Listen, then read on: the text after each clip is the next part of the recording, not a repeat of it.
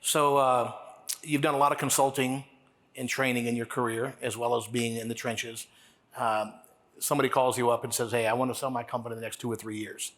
What are your first couple of priorities going to be when you go into that company? Well, I like to remind all of us that our company is going to change hands no matter what. We're either going to go out of business, we're going to give it to our kids, or sell it to somebody, but our company is going to change hands. So we have to plan for it. It's inevitable. I think that what I'd like to see everybody do is every day when you go to work, you think you're going to build a franchise. You're building a franchise. You plan to take XYZ HVAC and you're going to sell franchises.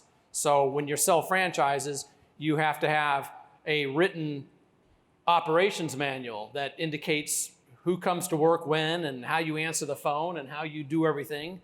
And it all starts with knowing you're going to sell your company and start planning for it, because you'll treat your business differently if you're building a business to sell.